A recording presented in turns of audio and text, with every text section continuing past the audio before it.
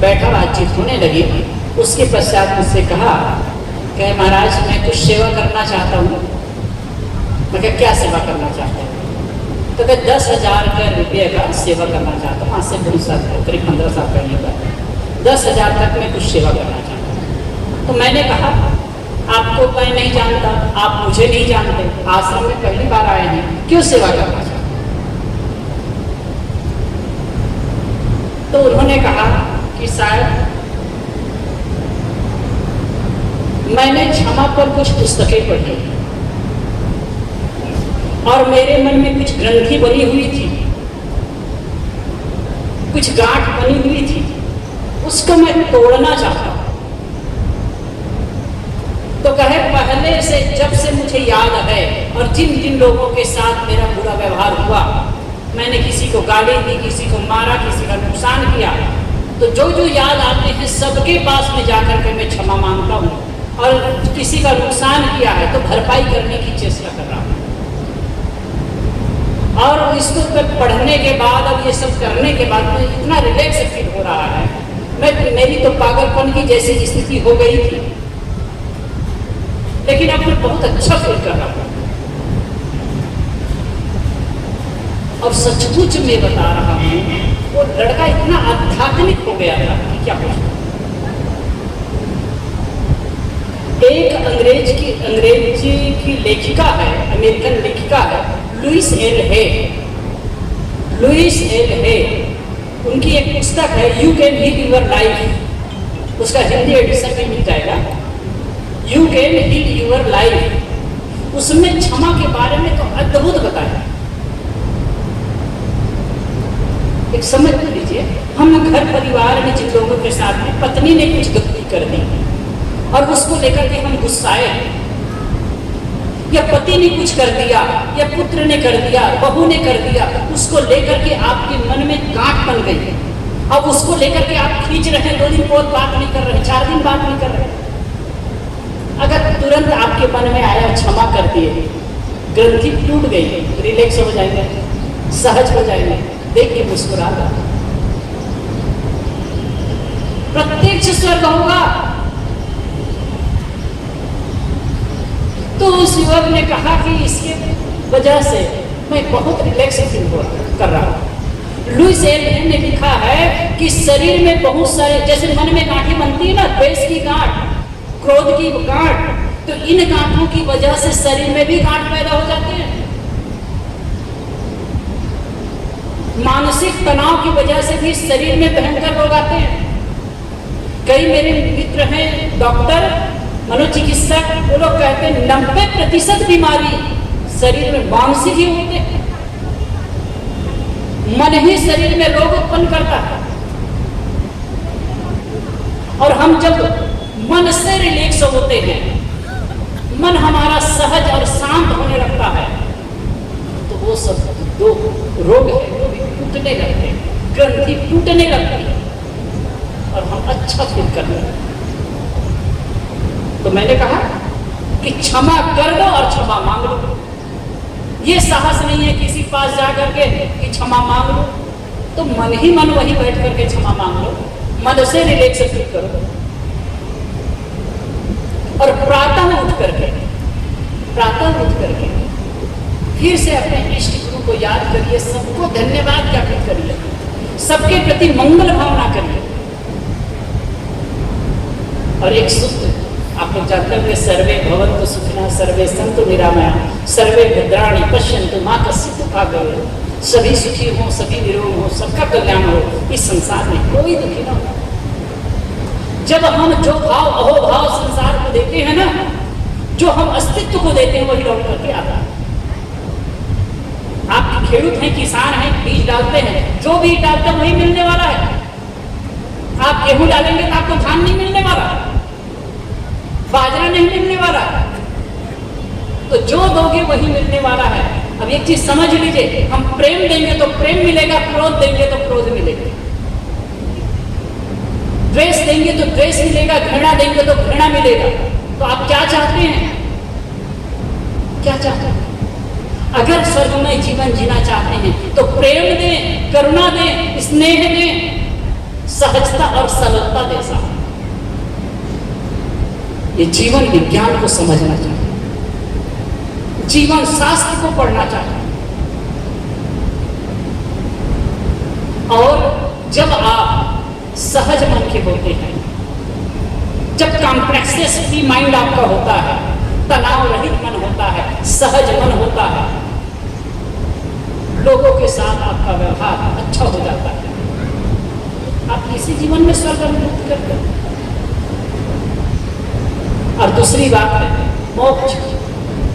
मोक्ष की भी चर्चा सुनते हैं, मरने के बाद मोक्ष होगा, मोक्ष किसी लोक में होगा। मोक्ष 4 प्रकार के माना गया है, जानते हैं? सालोक, सामीप, सारूप और सायुज्य मुक्ति। पौराणिक काल कहे कि भगवान के धाम में पहुंचोगे, ये सालोक्य मुक्ति है। सारूप्य, सामीप्य मुक्ति, उनके पास पहुंच जाओगे और कुछ पुण्य करोगे, ये सामीप्य मुक्ति है। फिर सारूप्य मुक्ति, और कुछ आगे बढ़ोगे तो सारूप्य मुक्ति, उसी के रूप के हो जाओगे, उसी के समान हो जाओगे।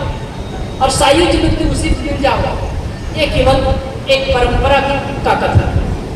मुक्ति का मतलब है, मोक्ष का मतलब है छुटकारा।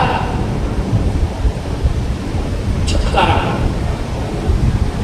कॉम्प्लेक्सेस फ्री माइंड, तनाव रहित चित्त की अवस्था। इस जीवन में तनाव रहित चित्त की अवस्था है ना, ग्रंथिहीन चित्त की अवस्था है, तो मोक्ष नहीं। किसी प्रकार की आसक्ति नहीं, किसी प्रकार खिंचाव नहीं। आप घर परिवार में, समाज में रहते हैं, अपने कर्तव्य कर्मों को करते चलिए, सबके साथ बढ़िया रहेंगे, लेकिन समझिए कि कोई मेरा नहीं। गुरुदेव जी का एक सूत्र, व्यवहार में समझो कि सब हमारे हैं और परमार्थ में समझो कि कोई मेरा नहीं। व्यवहार की दृष्टि से सब हमारे हैं, सबके साथ प्रेम पूर्ण व्यवहार रखिए, सबके साथ में दया, करुणा और स्नेह का व्यवहार रखिए, लेकिन अंततः समझिए कि कोई मेरा नहीं। दिनों दिन तो हम मौत के करीब जा रहे हैं, क्षण क्षण बदल रहा है संसार, और इस संसार चक्र में हमारा शरीर भी है, शरीर भी बदल रहा। कौन चाहता था बूढ़ा होना? गुरुदेव जी एक बात कहते थे, सब अपने विवाह के दिन को याद करिए, कैसे लगता है? लगता है ठगा गए। अभी कोई शादी विवाह में संबंधित बात आ रही। गुरुदेव जी एक मजाकिया ढंग से कहते थे, उत्तर प्रदेश में कहा था, 30 भय तब खीस भय, 30 भय तब खीस भय, 40-50 में नाम न लीजिए, 60 में विवाह की 4 चले तो निकाल के जूता कपाट पे दीजिए, किसी को मारना मत। दिनों दिन समय कितना जा रहा है, धीरे धीरे हम बुढ़ापे की ओर जा रहे हैं, तिल तिल करके मर रहे हैं। ये भी समझिए, कोई आदमी एक आगे मरता नहीं है, क्षण क्षण मर रहे हैं, क्षण क्षण शरीर में परिवर्तन हो रहा है, क्षण क्षण शरीर बदल रहा है। अब मृत्यु होनी निश्चित। देखते देखते हमारे सामने कितने लोग चले गए और हम भी जाने के करीब आ रहे हैं, हमारा शरीर भी छूटना। कहते हैं कि शरीर छूटने के पहले शरीर की आसक्ति, संसार की आसक्ति, संसार का मोह टूट जाएगा। मोह ही तो लाशा है जो बांधता है हमको। इसलिए देहाती ढंग से इसका मोक्ष का परिभाषा करते हैं, मोह का क्षय हो जाना ही मोक्ष है। मोह का क्षय हो जाना ही मोक्ष है। आप घर परिवार में जिन लोगों के साथ में रहते हो, किसी के प्रति आसक्ति न रह जाए। आप घर परिवार वाले हैं, गृहस्थ लोग हैं, कहीं भाई मोह नहीं करेंगे तो चलेगा कैसे? हम बाल बच्चों का परवरिश कैसे करेंगे? तो मोह से परवरिश नहीं होता है।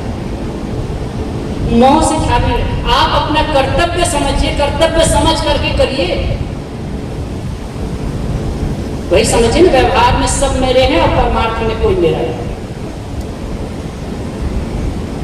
अगर इस जीवन में आप मोह रहित हैं, तनाव रहित में हैं, तो आप इसी जीवन में मुक्ति का अनुभव कर सकते हैं।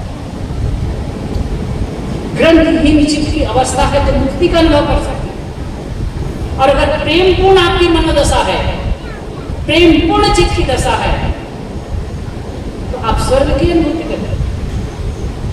तो स्वर्ग, मैंने बात शुरू की थी, स्वर्ग और मोक्ष की चर्चा सभी लोग करते हैं, सभी मतपंथ, अध्यात्म जगत में, धार्मिक जगत में ये चर्चा होती है। लेकिन बात यह होती है कि मरने के बाद होता है। सदगुरु कबीर साहब कहते हैं कि वर्तमान में ही उस चीज का तुम अनुभव कर सकते हो। होय विहिस्त जो चित्त न डोलावे, स्वर्ग हो सकता है, चित्त को चंचल ना करो तो। होय विहिस्त जो चित्त न डोलावे,